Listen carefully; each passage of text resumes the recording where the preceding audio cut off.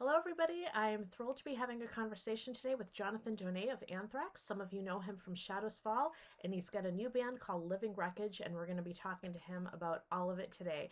But before we start, I just want to remind you to subscribe to this channel and make sure you give this video a thumbs up and leave a nice comment for Jonathan and me before we leave. Here we go. Hey, Jonathan, how are you doing? I'm doing good. How about you? I'm doing well. Thank you so much for joining me today. Thank you for having me. All right. So let's start with the fact that you're a little bit younger than me, but we pretty much grew up in the same era, and we actually grew up in the same area. I'm from Eastern Massachusetts, and you grew up in Western Massachusetts. But what kills me and what I think is so cool is that we both grew up watching Headbangers Ball pretty much at the same time. But I kind of lived my life and eventually had a metal show, and you lived your life and ended up in like all these great bands, including the mighty Anthrax. So I definitely want to talk to you about what it was like to do that. But long before you were in Anthrax, you were in a band called Shadows Fall. And from what I understand, your career started at a very, very young age. How old were you when you started playing professionally as a musician? So my first record deal was with Century Media, Mhm. and I was 20 when Shadows Fall signed that.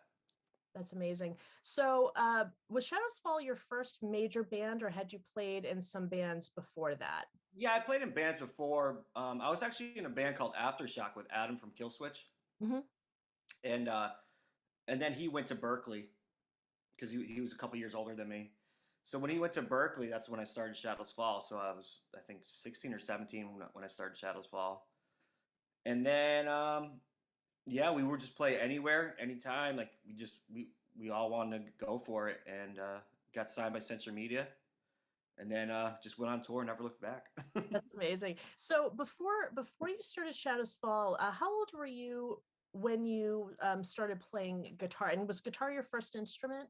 I played piano for a little bit. I started when I was 6. I always wanted to play guitar, Mhm. but my family had a piano. My mom wanted me to play piano, so she would she kind of made me take piano lessons, and I just wasn't into it. I wish now I stayed with it because I would love to know how to play it, but none of my favorite bands had a piano player. So when I was 6 years old, so I wanted a guitar, and then finally when I was 12, after enough annoying my parents that I want a guitar, they finally got me one. So what bands were you listening to as a kid? What was it that like made you want that guitar and made you want to be a guitarist? So I liked a lot of the commercial metal or pop metal, I guess. They like the hair bands. I hate calling them hair bands, but all that stuff like Bon Jovi, Def Leppard, Tesla, Skid Row, Guns N' Roses, all that stuff made me want to play guitar. Mhm. And especially MTV back then, everything was just larger than life, and all those guys just seemed, Hair bands, the stadium, yeah, it just all those. it seemed like superheroes, and all the shows were arenas. So when I was lucky enough that my parents were cool, they would bring me to see shows, even though they weren't into it. But going to arena when you're 10 years old and you're seeing Bon Jovi and Skid Row, it's such a huge thing. It seemed like 100,000 people like being that young. And it was just people were going crazy, and it was just a great time to get into music. What was your first concert? Actually, my first concert, I was 6, and I saw Daryl Hall and John Oates on the H2O tour, Okay. and that was awesome. Till Tuesday opened up, but my mom really liked Daryl Hall and John Oates, and I liked them too. Mhm. But she was listening to them, and she got the family tickets to go see them. So that was my first show. But the first band that I got into on my own was Bon Jovi, where I saw them on MTV, and I was like, all right, that's my band. That's And then I was awesome. like obsessed with Bon Jovi. That's awesome.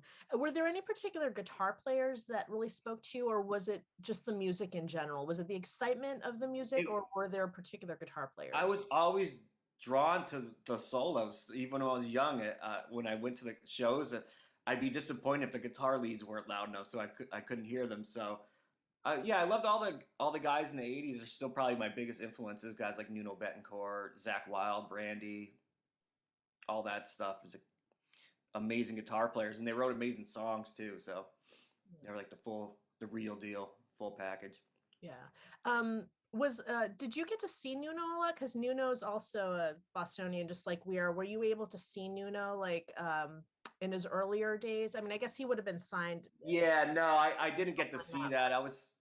I didn't go to clubs because I was too young back then. My first club show was actually in like 90, I think one or two. I saw Testament for the first time on the Ritual tour, and Mhm. that was my first club show. But I think when Extreme were local, I was probably like 88 or something, so I didn't get a chance to see him.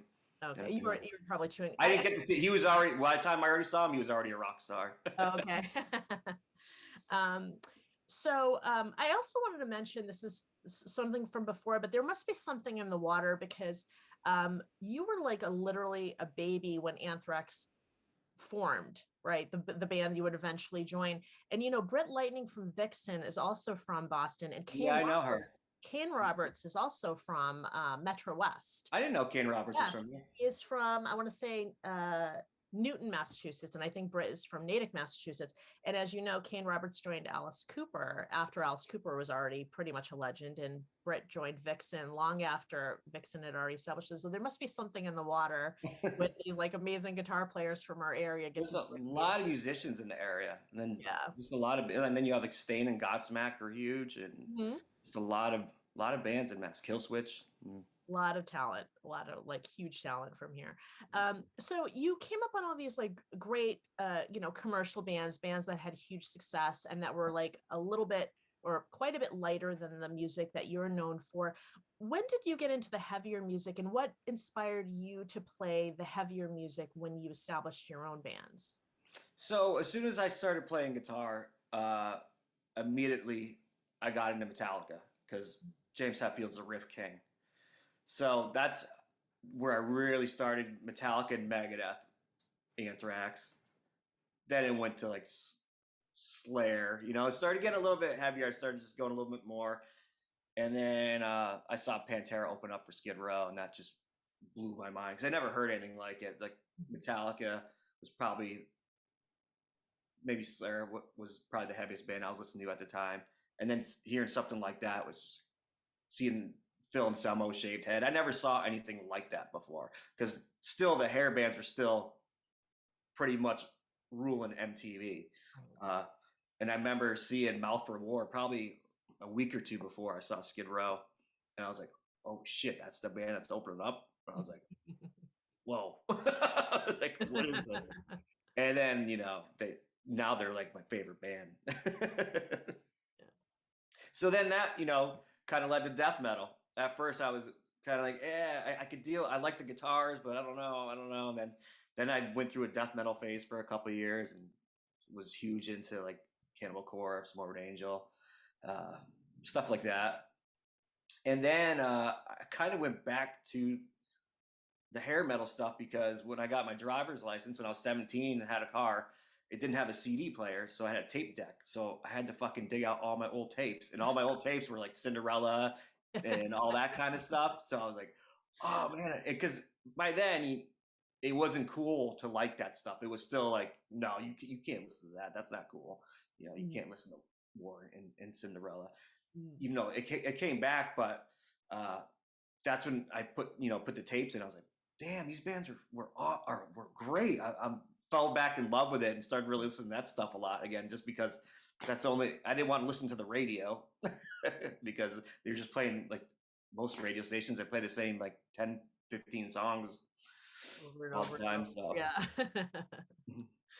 Oh, that's cool. So when you started your band, were what was your intention? So did you start it knowing like I want to be a professional musician? Like this is what I'm going to do, or was it more like I love this, I'm just going to do it and then I'm going to do something else for a living? no, I always had blinders on. I always just I'm like I'm gonna be in a band. That's all I want to do. It's just all I cared about was music. Mhm. Still pretty much true. But Yeah. yeah, I just that's all I wanted to do. And then even when we were young and doing van tours and playing in front of like 100 people, it was still so much fun to me. Yeah. Is that your favorite aspect, playing live, or do you prefer being in the studio and recording? No, I love playing live. I love being on tour. Yeah. Uh, I I used to really not like the studio because but now I kind of like it now. Uh, but yeah, I do prefer being on stage and on tour. That's the fun. That's what made me want to do it. Yeah. And do you have a preference for, I mean, I'm sure they're both great for their own reasons, but do you have a preference for stadiums or do you like the intimacy of a club? Um, it's crazy. It's like stadiums. Yeah, I love the bigger shows obviously because that's just what I always wanted to do. Yeah. But yeah, there's something about a packed club too that you can't get in an arena. You know, when people are just like that close and going crazy. So I just love playing.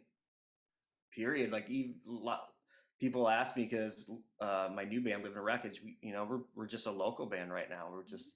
We're playing little bars and stuff down the street from my house, Yeah. and people are like, "Do you actually like this?" Because they'll see on my Facebook, Anthrax playing some festival with 40, 50,000 people, and then come back there and play in front of 100 people. I'm like, or even like when we do other shows, sometimes we've been there and there's been 10 people, but it's something when you just start playing, if you can win those 10 people over, I feel like I'm doing something right. Yeah. So you know what, I usually don't do this, but I'm gonna jump ahead a little because I when I was looking up some stuff on Shadows Fall, I saw something really interesting. So first of all, this is the EP for Living Wreckage, which I love, by the way. Oh, thank you. 3 songs. I'm super into it. And One Foot in the Grave is would we call it the first single, or maybe is it the only single that you're gonna put out? Breaking Point was the first one we put out, and Oh, was it Breaking Point? Okay. there was a lyric video for that, but the first music video with the band in it, Yeah. and the only video right now is One Foot Cool. in the And Grave. I'm super into that song.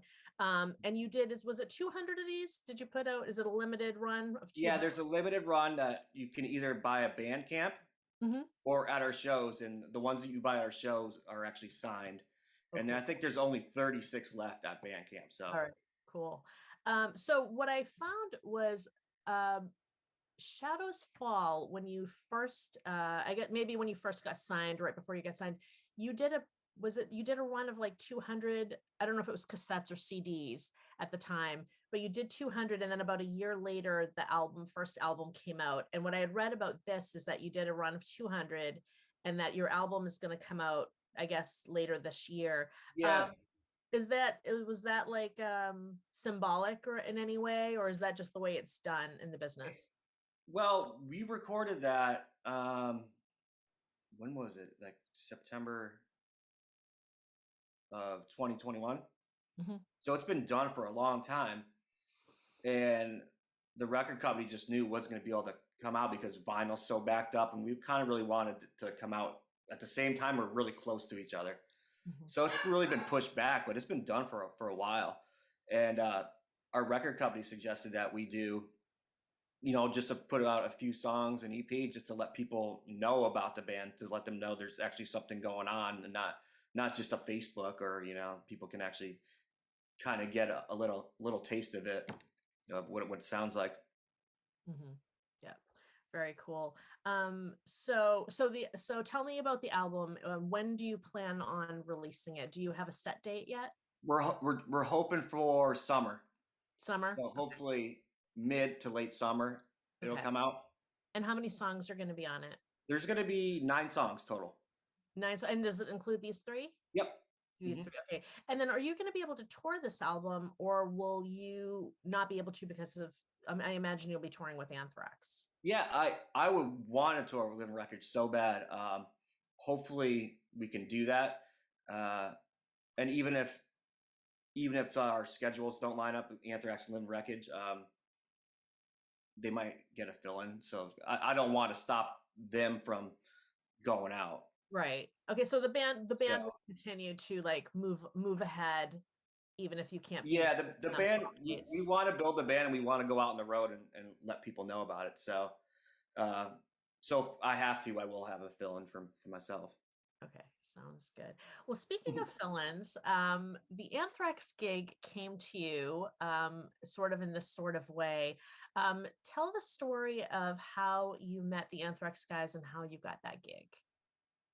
So I've known Anthrax for a good amount of years. I think I met them on the reunion tour, or around then, when they got back together. I think it was around 2005, and we'd hang out whenever we play shows or festivals together and have some drinks. So I knew them for a little bit, and then the whole Rob thing was Rob actually gave me a call and said he was gonna not play with them anymore, and wanted to know if I would fill in for a tour.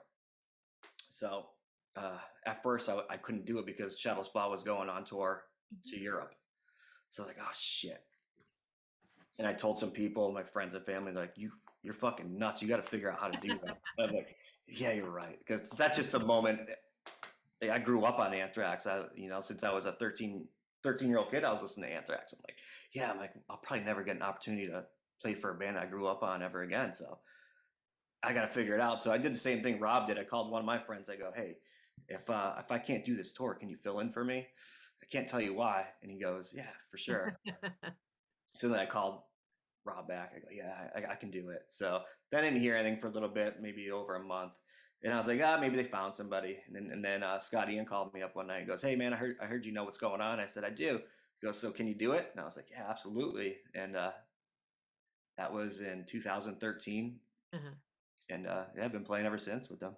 That's amazing. So a couple of things with your band, how did they feel about it when you went to them and said, guys, I'm getting a fill-in for myself so that I can play in somebody else's band? I imagine that they understood the Anthrax part, but how did they feel personally that you were kind of leaving your own band to and asking for a fill-in to play? Yeah, I don't think anybody was psyched about it. I mean, they were happy for me to get this opportunity, but everyone knew Shadows Fall. We were pretty much like rock bottom at that point, and weren't making enough money to make a living off it anymore. And we were all frustrated with it. So a couple guys were getting married, a couple guys were having kids. So the writing was on the wall that it wasn't going to last too much longer. So, and then shortly after that, once I started jamming with Anthrax, Brian had a kid, the singer, and he said that he didn't want to tour anymore. So thank God I took the Anthrax thing, because if I didn't, you would have hated yourself forever. Yeah. Okay, so all these different things happened in the band. People were getting married, having children. You also got your opportunity to work with Anthrax, and then Shadows Fall kind of ended for a little while. Not long after that, once Brian was like, I don't want to tour anymore, then that's that. Okay. And then we started having fill-ins for all of us, like whether it was the drummer or bass player, and then we didn't want to be that band where it's like there's two guys left. Okay. Yeah. Up until that point it had been the band. Yeah, and then it started to become really hard to do it anymore with the lineup that made that name. Okay. So it was just, we were like, let's put this to rest for now. And then with Anthrax, so originally you filled in for 2 weeks, and then it sounded like they kept asking you like, hey, join us again, join us again, join us again. And then at what point did they officially invite you to be a member of the band? So we were all getting along great. They were happy with the live shows. And that's what happened was, you're right, tours just kept popping up. And they were just like, and of course, Shadows Fall was done. So I was like, absolutely. I was more than happy. I was like, please, yeah, I want keep the tours coming. And then they started showing me the demos for All Kings. So they started having me write guitar leads for it. And I'd go back and forth with Charlie, and we talk about the leads, and once he was happy with them, then we'd keep them. And then kind of the last thing was, we want to see how you do in the studio, and that was kind of like my last hurdle I had to jump. And then after that, it was kind of like they were like, yeah, you'll be the full-time guy. That's amazing. Before they started talking to you about the studio stuff, were you expecting or hoping that they would ask you to join, or at that moment did you think, oh no, this is always going to be a fill-in gig? No, I wanted to be full-time. I actually asked Rob that, because I didn't want to, if he was going to come back, I'm like, that's a lot of work to do Yeah. and then you come back. So once I knew there was an opening Okay. for permanent lead guitars, I was like, yeah, I'm gonna try to go for this and get it. Yeah. And so how many years did it end up being between you filling in for Rob that first time and you officially becoming a member? Oh shit, I don't know. 'Cause Was it I a can't while? remember. Was it a little while? I can't remember when the last recording session was for All Kings. But once For All Kings was wrapped up recording wise, and uh, then that's when it became You a full officially time. became Yeah. family. Then I got the band pictures and everything. But there you go. And that's when you know, right? And I mean this respectfully when I ask, but I would imagine that when you join a band that literally started around the time you were born, and they're established and they know what they're doing and they're one of the best of the best, and you're joining that, they have certain things established, especially songwriting and things like that. When you join the Mhm. band, I would imagine that they'd have to sit down with you and have a conversation about how things are going to be when you join the band, in terms of who the main songwriters are and what contributions that they want you to make with the band, and what contributions you might not be able to make as a member of Anthrax. Did that conversation happen between you No, guys? there was never a conversation. No. But you by being around people, you just figure out like how things are run, and you So it was more just go with the flow and just kind of yeah, take it all in. And exactly. okay. Yeah. So are you when it comes to the band, would you imagine that it's like those guys are the principal songwriters and then you contribute as a guitarist what you're Yeah, going to do when you're on stage with them? yeah, I contribute to the leads. But yeah, that's exactly how it goes. That's awesome. And then for Living Wreckage, is it fair to say that Living Wreckage is like another way for you to have your own baby where you get to like contribute whatever and wherever you want, Yeah, because songwriting wise? the thing once Shadows Fall, that whole thing, it was just I was just all bummed out because Shadows Fall was like going down, and it was hard to keep it afloat. And then the Anthrax gig was like, oh, this is fucking awesome. I don't have to worry about anything. Everything's just like here, learn these songs, do this. Then it's like, all right, cool, no stress. I don't have to like be on emails about how to do this and that, and it's like, all right, easy, just play the songs and have fun. And then so the whole time since the last Shadows Fall record, I think, came out in 2012. So from there on, I constantly write. I'm writing every day. That's one of the first things I do is pick up my guitar every morning and hope that something happens. So I was just sitting on songs and riffs, like a ton of material, and I just didn't have an outlet for it. So uh, once the pandemic happened, it gave me more than enough time to really get this stuff together. So I put together a band, and it all kind of happened really quick because there was just a lot of material there. And then the other guitar player, Matt LeBreton, he's a writing machine. So it was just like more than we could even, songs were just happening like that. So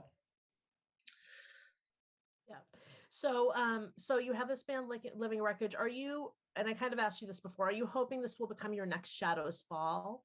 Like this will be the next band for you, this next vehicle for you to kind of take on tour, keep creating albums, and maybe be the next big thing? Because this is sort of a super group, right? Of a lot of amazing musicians that have been it's around for a it's while. not, I wouldn't call it super group. It's just like a guys we knew locally, Yeah. and we just it's a no pressure gig. Yeah, I would love for people to dig it and be able to go on tour, but I know how hard it is these days, and it's really hard to get people interested because there's so much stuff out there. Mhm. So hopefully that'd be great, but I'm the most pessimistic guy Are too. you? Like I'm always like prepared for the worst, and Oh, that's funny. and Preparing uh, for the worst, and and then you if something take cool hope. happens, and I'm like, all right, cool. Well, other than that, I'm just always expecting like, yeah, everyone's gonna think it sucks. Oh, that's so funny. No, that's what I mean, I've been listening to it and I think it sounds great. So I definitely encourage everybody to go out and Thank get you. those last few copies of this while you still can. And as you said at the show, you get the autograph version. So if you happen to be Yeah. local New Englander, and you said, I imagine it makes it easier to play local dates with shows still getting canceled here and there. But are you mostly sticking to New England shows for Yeah, now? that's all we have. We don't have a booking agent or anything yet, so um, we're still kind of like doing a lot of stuff ourselves. So hopefully, in the near future, we'll find a booking agent and Nice. can try to hop on shows that are a little bit bigger and maybe even and get out of the New England area. Hopefully. There you go. It'll happen. It'll definitely happen. All right. So to jump back a little bit to the beginning of your career, when you start as like a 20-year-old, I mean, I know a lot of musicians start at that age, but that's still really young to be going on these tours, especially the bigger tours if you had been playing the festivals and that. What's it like for you to get off a stage and see people like Ozzy or like all these other people that you've admired and only like recently, when you're a kid, seen on Headbangers Ball and that? What's that like? What does that do to your mind when Yeah, you're a kid? that's just nuts. Like I think our first Ozfest, I think I was 23 or 24. And Zach Wild's one of my favorite guitar players, and just he'd have us on his bus all the time. He'd have me play his guitars and guitars I've seen in all the videos since I was a kid. I'm playing the guitar in No More Tears video and stuff, and playing the Bullseye and just having beers with him, and Ozzy's walking by. And it's totally does blow your mind. Like, holy Yeah. shit, this is just crazy. And then I've got to meet so many of my heroes. Then a couple years later, Shadows Fall got on the main stage at Ozfest, and that one was even crazier because it's Black Sabbath and Iron Maiden headlining, Mm. and you're just walking past guys in Iron Maiden, Black Sabbath, or Ozzy's dressing room was right next to us. You can hear him warming up, just like crazy. Do you ever get used to It's that? like a dream. Did you ever get used to that, or did it always continually just blow I your mind? I still get excited to be hanging out with if I get to be in a room with somebody from Metallica, or especially with Anthrax, because their peers are my heroes. Mm. So somebody from Guns N' Roses or Alice in Chains, you never know who's going to walk in Anthrax's room, and I'm just like, whoa. How about Anthrax themselves? I mean, I'm sure like the first few tours, you must have just been like, oh my God, I'm on stage with Anthrax. Like, at what point Yeah, did that become I normal when you could it's just turn into still Frank I Bello? still it'll still hit me, because I'll look over to the left and it's the four guys, like it still blows my mind sometimes, especially when you're, man, when we did like that Iron Maiden tour, we were flying on Iron Maiden's plane, Mm, and then that was in South America, so Iron Maiden's like that's a religion out there.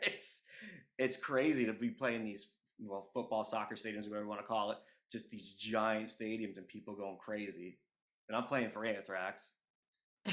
Bruce Dickinson's flying the plane, and that blows my mind. I've heard that yeah, before, and that always, I'm like trying to imagine that, and like, yeah. can't And even. I'm just sitting there, like, actually, like right here, I got like my Ed Force one cup from Oh my God, that's amazing. and yeah, stuff like that. It still blows my mind to be able to be in a room and to talk to guys that made me want to do this. Yeah. Yeah, that's crazy. What's your craziest story from being on the road throughout your career? Oh man, I don't know. There's so much, so many stupid things Like that there's so many, I can't even remember. yeah, it's just like probably the biggest things were like that actually like blew my mind was being on Ozfest 2005 with Iron Maiden, Black Sabbath, Black Label, Mhm. and then the Iron Maiden thing on Anthrax. I'm like, I don't know how it can get any cooler than this. Yeah. um, Definitely. You've chosen throughout your career to be in the East Coast and to stay in the East Coast. Is it Was that just because you happened to get signed with an East Coast band when you were really young and it just always worked for you? Or Yeah, just I lived out in California for a little bit. you did? Okay. Yeah, because I always, when Shadows Fall would ever go there, we did a record out there and we do music videos, and I just loved being out there. But it was different living there, and I'm more of a small town guy. I like laid back, and it was like an anxiety attack every day for me to live out there. So I was like, yeah, I'm gonna go back to my It's my just easy for town where everyone them. kind of knows everybody. You could take a left, without having to run over a pedestrian and freak out. So, And obviously it's worked out for you. What benefits do you feel like you had being on the East Coast? um, I think the area I'm in, it's not too hard to get to New York. It's easy to play in Boston. There's just a lot of talent. So for Shadows Fall, it was easy for us to get in front of record labels because a lot of those people are in New York. So uh, that's an advantage of being on the East Coast. But yeah, because it's kind of like California too. It's like there's California and then there's New York, or it was that way. It was like Right. either on those were like the labels were there or there. So Yeah. um, we got some attention from people from we would swap shows and open up for people in New York City and stuff. Like we got to play open up for Death and Hammerfall, I think, and we were still kids. I think I must have been like maybe 19. So it wasn't that hard to drive 3.5 hours to get to New York and then get in front of some people in the industry. Do you at this point in your career, do you see a reason to move to like a Nashville or LA or whatever city pops up next to become the next big music city? Or do you feel like you're established enough and you're good where you are to, and the tools, the internet Yeah, I cover? don't think I don't think anyone really needs to do that anymore. Mhm. I just think it was with all the access to the internet and stuff. Like, I mean, still, I have a lot of connections in the industry, and it's still hard to get people to look at Living Wreckage. There's like a lot of people are just like, "What's your numbers? How many people like you on Facebook? How many people do you have on YouTube?" Like it's like they don't even care what it fucking sounds like. So yeah, I think now it's like a lot of people are just looking at your numbers, your social numbers, and I think that's how a lot of people. I don't know though. I'm kind of out of the business stuff, but kind of seems that way. Yeah. Yeah, it's more numbers driven than I don't know than people actually giving the music a chance. Be like, oh yeah, I can get into that. Right. Well, again, I will tell everybody watching this that they should listen to Living Wreckage because it sounds amazing. Describe the sound to anybody who is about to listen to it but hasn't listened to it yet. What is the sound of Living Wreckage? So yeah, we went. We talked about my influences. So basically, it's what it is. It's my arena rock mixed with thrash and heavier stuff. Mhm. So we're trying to find a balance of the arena rock and the heavier stuff. Uh, when I was talking to the guys about it, people wanted to maybe be in the band. I was like, I want to do something that's like Skid Row and Pantera, kind of mashed up. That's cool. And then who's in the band? Matt Bashan from Shadows Fall is in it. He plays bass. Uh, Matt LeBreton, he was in a band called Downpour with Brian from Shadows Fall. Mhm. Uh, and then Jeff Gard, who was in a band called Death Ray Vision with Mike D from Killswitch and Overcast. And then our drummer's John Morency. He's in a band called Let Us Pray. That's awesome band. He plays guitar and he's one of those guys that does everything. So yeah, that's the band. And it's like somehow it's all attached to Shadows Fall. Someone's been in Shadows Fall. So are these guys are all in multiple bands? A lot of them in multiple bands as well, or are they all focusing on Shadows Fall? On Living, Shadows Fall guys. I mean on Living Oh, Wreckage. we're yeah, the drummer does, and Matt and I have Shadows Fall, and then I have Anthrax. And then yeah, I think the other guitar player, this is what he's doing right now. But yeah, we're all really focused on this. When I started this, because I talked to other people who obviously meeting other musicians on the road, and I showed them things, and there was people like, yeah, this is cool. I could be into doing this. But then I'm like, we're never gonna get together. We're never gonna jam. It's gonna be a computer thing. And I just really wanted a band that got together once a week, had some beers and just like all my bands did it, get in a basement or a garage and just jam and have a good time. And that's what it is. We're all good friends. We all hang out and we play every week. Yeah. And we also do covers. So we're always learning covers. So if you come to Western Mass and see us, we might play for 2 hours and we'll play our originals and then we'll do a bunch of covers too. Yeah. What covers have you been doing lately? So we do everything. We do Pantera, Alice in Chains, and then we'll do throwing shit like Bryan Adams or Nice. Outfield. So we like to do fun songs like that too, and just really mix it up and have a good time. And it's it's kind of like a bar band, and so we don't want to just hit them with full on heavy shit because a lot of people don't care about originals. So you want to get the people who are in the back of the bar interested. So we play some 80s hits and 90s hits. Nice mix. I've seen at least one show online where you had that mixture of songs, and Yeah. it's fun. It was fun to hear. Are the other guys are their influences similar to yours, where they liked kind of the whole A to Z of metal, like Yep. heavy? Okay. Yeah, we all pretty much agree on a lot of bands, Yeah. and where we came from. The only one, Jeff's a little bit younger, our singer, so he didn't get so much into the 80s Okay. stuff, but the rest of us are pretty hardcore into all the 80s stuff. That's cool. And then you and Matt go way back. So is this like bringing up any nostalgic feelings for you guys from when you started Shadows Fall? Well, we knew we always wanted to do something together again because we're best friends. We've been best friends since we were 17. So um, when I did have that break from Anthrax, I told him, I'm like, dude, I got a ton of songs. Like, I'm ready to go. You want to try to figure this out? And he was like, yeah, let's put something together again. Yeah.